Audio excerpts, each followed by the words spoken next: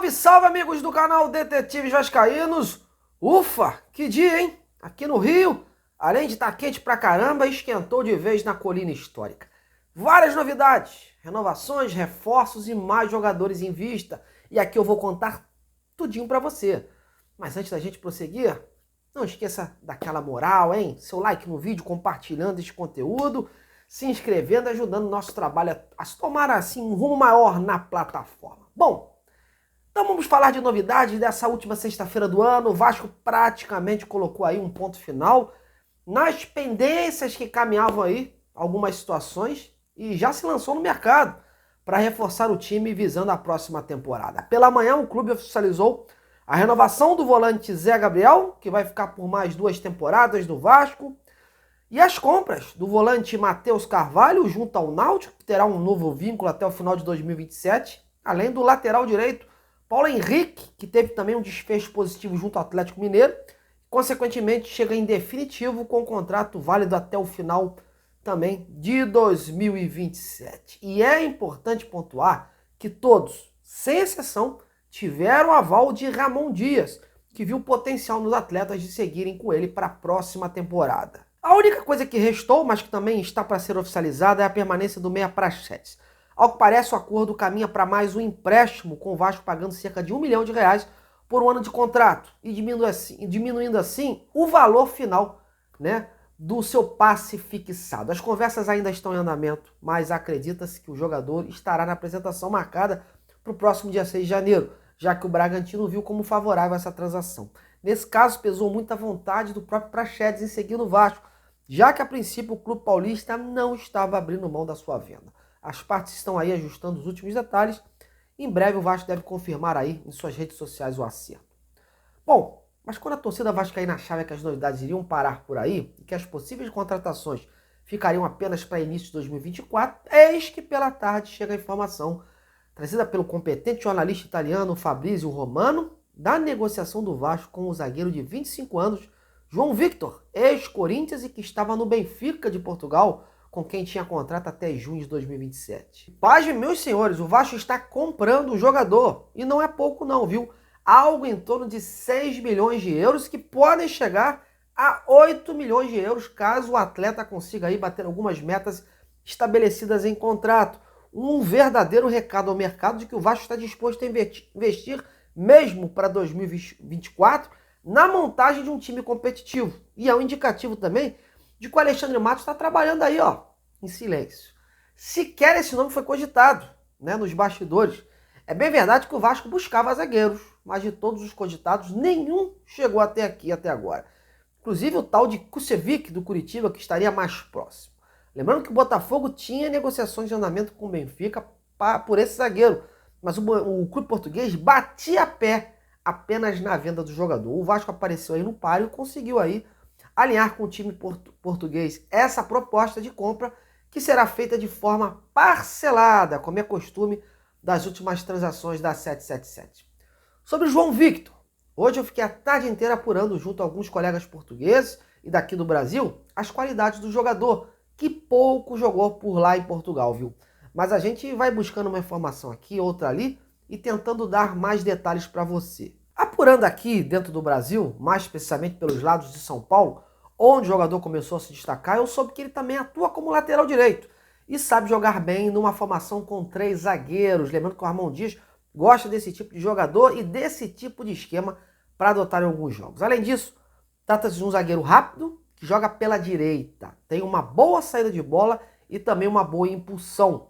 Até porque ele é alto, mas ele peca na chegada ofensiva. Ele começou na base do Corinthians em 2017, mas foi emprestado antes mesmo de estrear pelo profissional do clube, né? Disputou o Campeonato Paulista de 2020 pela Inter de Limeira e logo depois seguiu para o Atlético Goianiense para jogar a Série A. E por lá foi um dos destaques da equipe goiana, que naquela ocasião havia conseguido se manter na divisão de elite. Com isso, ganhou destaque e experiência, né, antes de retornar ao clube paulista. E ele recebeu as primeiras oportunidades no Corinthians com um técnico que ele se destacou lá no Atlético Goianiense, que foi o Wagner Mancini, que já o conhecia, né? Então aí foi fácil adaptar o esquema ao jogador. E essas boas atuações lá no time paulista chamaram a atenção do Benfica, né? Que já vinha monitorando o atleta e que em julho de 2022 comprou o jogador por cerca de 9,5 milhões de euros. Porém, em Portugal, meus amigos, o zagueiro não correspondeu às expectativas, né?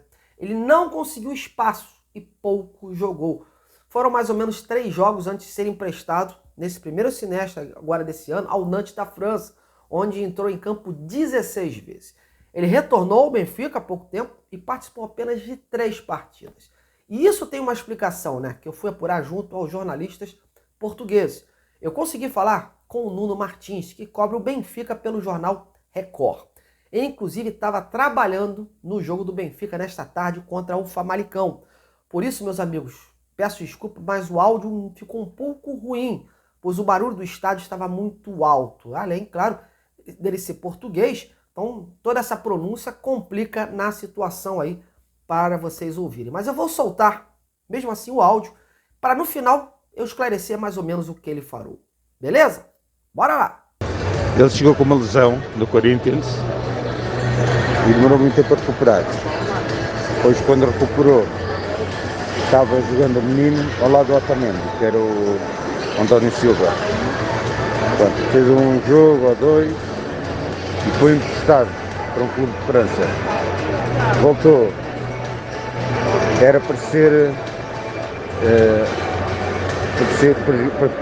Ficou que era para jogar como lateral direito, mas como alternativa ao Bá, não era para ser lateral direito titular, era para ser lateral direito suplente, mas nem lateral direito suplente, nem central, nem zagueiro. Ou seja, ele pouco tem jogado, já teve um problema com o treinador esta época, que ficou de fora de um jogo por não ter treinado com empenho. Pronto, e desde cedo se percebeu que não contava para o treinador. E agora é natural que vá para o Brasil. Bom, gostaria de agradecer desde já ao Nuno aí por ter dispensado seu minuto de atenção aí para falar do jogador. Bom, o Nuno disse que ele chegou como opção do Corinthians para o elenco do Benfica. Demorou a se adaptar, né, até se recuperar assim, se recuperou. A zaga já estava preenchida com o Antônio Silva e o Otamendi. Ele fez 2 jogos, mais ou menos, e em seguida foi para o clube da França, o Nantes. Voltou para ser uma alternativa como lateral direito, já que no Nantes ele jogava nessa posição várias vezes. Mas acabou não sendo aproveitado nem na lateral e nem como zagueiro central no clube português. Além disso, como ele falou aí, teve um problema com o treinador lá, um treinador alemão, e ficou de fora de um jogo por conta de um ato de indisciplina. A versão era de que não treinou com empenho, né? E agora, a saída natural era uma vinda para o Brasil, já que o jogador via com bons olhos essa alternativa. Bom, mas é isso. Aí está uma explicação pelo pouco aproveitamento por lá em Portugal. E o Benfica achou melhor, diante de todo esse investimento, negociar o jogador. E o Vasco apareceu aí como opção. E você, o que achou do João Victor, zagueiro de 25 anos, que já fez bons jogos aqui pelo Corinthians? Valeu todo esse investimento ou acha que o Vasco poderia ter guardado essa graninha para um jogador de maior envergadura? Bom, comente aí e vamos interagir juntos. Pois é, mas ao que parece não vai parar por aí não, viu? Pois em breve outros jogadores serão anunciados. Já tem negociação em andamento. A informação foi trazida neste início da noite pelos colegas do Globoesporte.com. As tratativas do Vasco em contar com o atacante Wesley, que está no Cruzeiro e já jogou no Palmeiras. Está lembrado do Wesley, né? Aquele que perdeu no último segundo do jogo contra o Vasco mesmo. Um gol debaixo da trave do goleiro Léo Jardim, já batido. Pois é, o jogador que é agenciado pelo mesmo empresário do João Victor. E é mais um aí na mira do clube de São Januário. A vontade do Vasco é obter o seu empréstimo como opção de compra. O clube não pensa no primeiro momento investir no jogador e nem fazer troca, como se cogitou aí pelo Orediano. Porém, o time mineiro bate o pé e acena com apenas a venda do atleta. Há esse impasse momentâneo criado, né? E caso não haja um acerto, o Vasco vai ter que mirar outros jogadores, até porque há outros atletas na mira, não só para essa posição, como para outras. Inclusive, hoje foi cogitado, né? O Eduardo Vargas, do Atlético Mineiro, apesar que o Atlético, na figura do Rodrigo Caetano, segue negando que tenha recebido alguma sondagem, mas pelo que apurei, o jogador foi sim oferecido, como está sendo oferecida a outros clubes do Brasil. O Atlético não tem muita intenção de contar com ele para essa temporada. Estaria meio que liberado, digamos assim.